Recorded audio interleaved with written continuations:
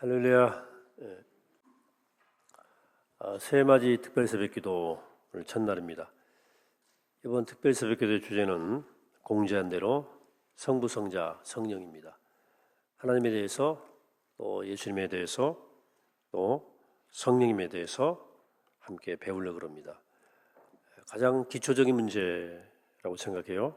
신앙은 이걸 기초라고 부르는 이유는 이 토대 위에 우리 기독교 신앙의 골격이 세워지기 때문에 그렇습니다. 기초는 모든 배움에서 가장 중요한 배움입니다. 기본기를 익히지 않고 어떤 것도 제대로 연마할 수 없습니다. 악기를 배우든지 운동을 하든지 어떤 학문을 공부할 때도 기초가 약하면 절대 실력이 늘지 않습니다. 기초가 문제죠. 저도 볼링을 쳐봤는데요. 기초가 없으니까 전혀 늘질 않아요. 믿음의 세계도 마찬가지입니다. 신앙의 기초를 제대로 다지지 않으면 영적 삶은 끝없이 부실해지고 결코 잘할 수 없습니다. 한 가지 기억할 점은 신앙의 세계는 초보자와 숙련자가 따로 없다는 사실입니다. 처음 된 사람이 나중되고 나중된 자가 처음 되는 것이 믿음의 세계입니다. 오래 믿은 사람이 한순간에 죄의 수렁에 빠지기도 합니다. 또 아무것도 모르는 초신자가 하나님의 은혜에 강하게 사로잡히기도 하는 게 신앙의 세계입니다. 따라서 우리는 죽는 날까지 초보자의 마음으로 거듭 기초를 배우고 기초를 다져야 됩니다. 첼레 거장 파블로 카살스는 90이 넘도록 매일 4시간 이상 기본기를 연습을 거듭하면서 나는 지금도 조금씩 성장하고 있다는 것을 느낀다 고백을 했어요. 가수 송창 씨도 기타가 더 이상 늘질 않은데요. 매일 2시간씩 기본 연주하지 않으면 실력이 준다고 말하더라고요. 매일 연습한대요. 올해 모두 우리 초신자의 마음으로 진지하고 성실하게 복음을 배우고 신앙의 기본기를 익혔으면 좋겠어요. 그렇게 부지런히 신앙의 기초를 다진 여러분들의 영혼을 주님께서 어제 말씀처럼 자라게 하시고 은혜를 베푸실 줄로 믿습니다. 오늘 걸쳐 두 번에 걸쳐서 하나님은 누구신가 주제예요. 우리 하나님을 믿고 그분을 아버지라 부르고 그분께 자주 기도를 합니다. 하지만 우리가 그렇게 믿고 기도하는 대상에 대해서 때로 너무나 모르거나 너무 막연히 알고 있는 것은 아닌가 싶을 때가 있습니다. 우리가 그분을 믿는다고 하면서 그분을 잘 모른다면 우리 믿음이 얼마나 부실하고 엉성한 것이겠습니까? 종교를 가지고 있지 않지만 신을 믿고 어려울 때마다 신에게 기도하는 사람들이 꽤 많습니다. 그들은 본능적으로 신을 의존의 대상으로 생각할 뿐 신에 대해 아무것도 알지 못할 뿐 믿고 싶어 하지도 않습니다. 근데 기도를 해요. 왜 그렇습니까? 그들의 관심은 오로지 자기 자신의 성공과 안전에 있기 때문에 그렇습니다. 그런데 우리 기독교인들의 믿음이 그들과 별반 다르지 않음을 자주 발견해요. 우리의 관심이 오직 자신의 성공과 안전에만 있다면 우리는 하나님에 대해 알 필요가 없고요. 관심 가질 필요도 없어요. 오늘날 하나님을 믿는다고 하면서도 하나님에 대해 잘 모르거나 잘 모르면서도 알려고 하지 않은 현상은 우리의 믿음이 그만큼 자기 성공과 자기 안위에만 집착하고 있다는 증거입니다. 우리의 믿음이 종교를 갖지 않은 이들의 이기적이고 본능적인 수준의 종교심과 다르지 않다면 굳이 신앙생활할 필요가 있을까? 이러면 안 돼. 그러니까 이래서는 안 되죠. 하나님을 알아야만 됩니다. 하나님을 바르게 알고 하나님을 제대로 깨달을수록 우리의 삶이 건강해지고 신앙이 성숙해지는 것입니다. 한편 하나님을 잘 안다고 자부하는 사람들이 있어요. 신학자들, 목사들, 또 성경 교사들, 또 오래 신앙생활 하는 사람일수록 그래도 나는 다른 사람보다는 하나님에 대해서 잘 안다 생각할 수 있어요. 천만의 말씀입니다. 알면 알수록 알 수 없는 분이 하나님이시고요. 안다고 하는 순간 그런 분이 아니고요. 여기 계시다 하는 순간 여기 계시지 않습니다. 어느 하나의 개념으로 정의되거나 축소될 수 없는 분이 하나님이에요. 따라서 우리는 하나님에 대한 알아가는 여정을 시작하기 전에 하나님에 대해 결코 다 이해할 수 없다는 사실을 인정하시고 시작하셔야 됩니다. 성경은 우리에게 불변한 하나님에 대한 지식을 소개하고 있어요. 먼저 이것을 배우기 원합니다.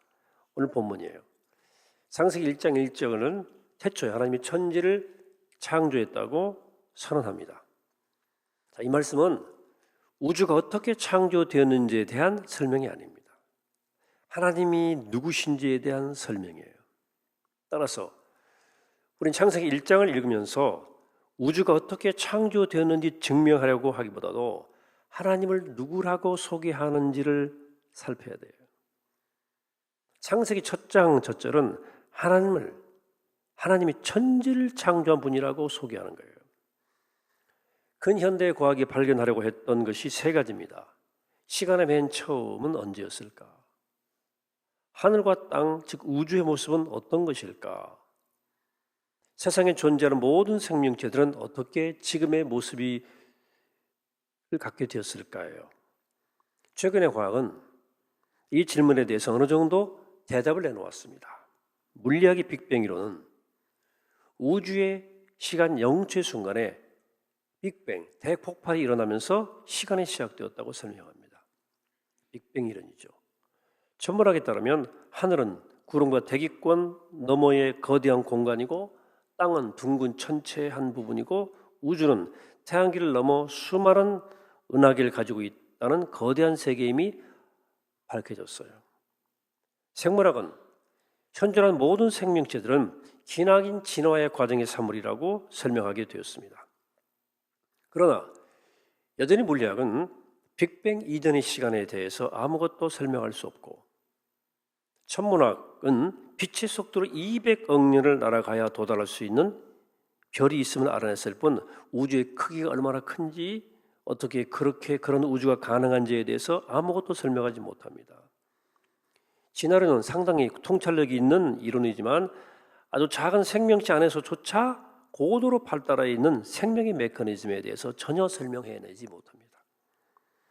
과학은 꽤 많은 것을 밝혀냈지만 시간의 기원, 우주의 구조, 생명체의 신비에 대해서 아주 이만큼 설명하고 있을 뿐이에요. 저는 언젠가 과학이 모든 것을 밝혀낼 것이라고 생각하지 않습니다. 과학은 발전하면 발전할수록 오히려 우주가 도저히 설명 불가능한 놀라운 신비의 시스템이라는 사실을 드러내는 데 기여할 것이라고 생각합니다. 고요한 숲속을 빽빽히 채운 나무들, 남쪽을 향해 질서 있게 떼지어 날아가는 철새들, 머무르지 않고 흐르는 작은 시내와 강들, 또 넓은 바닷속에서 조화롭게 살아가는 수만 종의 해양 생명체들, 땅속을 기어다니는 수많은 벌레들, 계절을 따라 피고 지는 갖가지 꽃과 풀들, 정확한 주기를 따라서 공전과 자전을 반복하는 지구, 수만 수억의 별들, 측량할 수 없는 드넓은 우주, 생각할수록 놀랍고 신비합니다. 하나님이 천지를 창조했다는 말씀은 이 신비의 설계자가 하나님이라는 뜻이에요. 여러분, 생명을 유지하기 위해서 우리 몸속에서는 엄청난 일들이 일어납니다. 심장이 뛰어야 되고 피가 돌아야 돼요. 폐가 작동해야 되고 숨을 쉬어야 됩니다. 음식을 먹는 이가 씹어줘야 되고 음식을 먹을 때 이가 씹어줘야 되고 침을 삼켜야 되고 위장이 소화시켜줘야 돼요. 뇌는 이 모든 것들을 움직이는 컨트롤 타워로 수많은 세포와 신경들이 연결되어 있습니다. 복잡하다 못해 신비롭습니다. 하나님이 천지를 창조하셨다는 말씀은 이 생명의 설계자가 바로 하나님이라는 뜻입니다. 하나님이 아니고서 무엇으로 이 놀라운 기적과 신비를 설명할 수 있겠습니까? 자, 하나님이 천지를 지으셨다는 말씀은 과학을 무시하거나 반대한다는 뜻은 아닙니다. 하나님이 우주 만물을 지으셨고 과학은 이 놀라운 세계를 아주 조금씩 더듬어 만져보고 있는 중이에요. 그래서 과학이 발전하면 할수록 하나님이 없다는 사실이 밝혀지는 것이 아니라 오히려 하나님의 위대하심과 놀라심이 더 밝혀지게 될 거예요. 그리고 우리는 거듭 이 말을 반복할 겁니다. 밝혀질수록 놀랍다, 놀랍다, 놀랍다. 어메이징이란 말을 계속할 거예요. 이토록 놀랍고 신비한 우주와 생명 앞에서 하나님을 떠올리지 않는 것이야말로 진짜 무지가 아닐까 생각해요. 여러분, 하나님은 세상 만물의 창조자이십니다. 하나님은 이 모든 것의 설계자이시고 주인이십니다. 우리가 믿는 하나님은 바로 그런 분이에요. 한 가지만 더 생각합니다.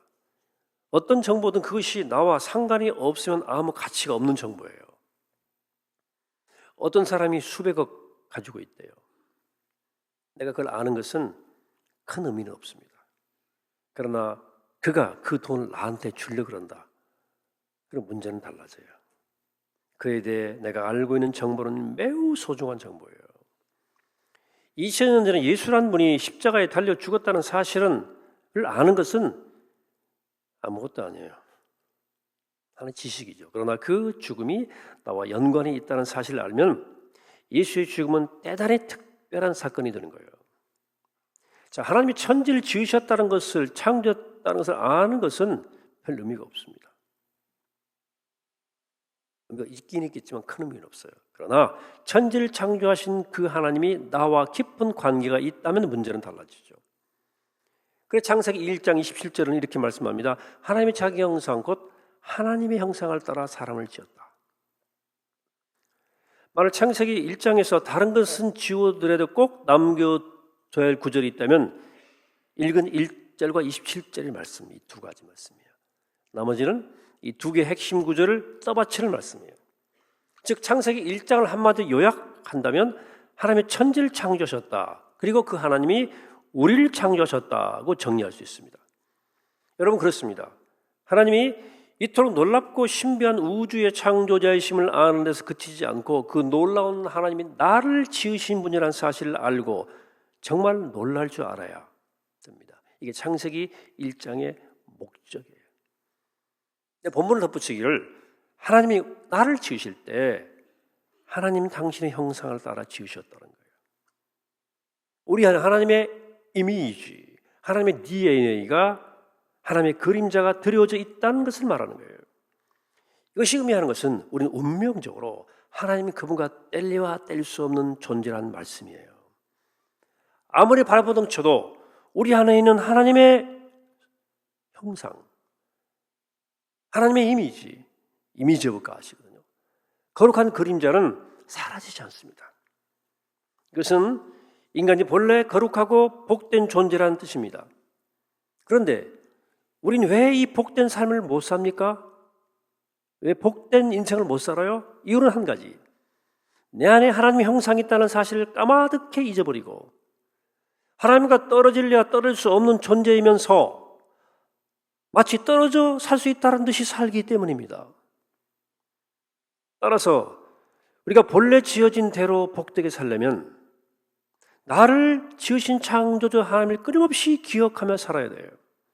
내 안에 하나님의 거룩한 피가 흐르고 있다는 사실, 하나님의 존귀한 DNA가 있다는 사실을 기억하고 하나님의 형상을 아름답게 갖고 가야 됩니다.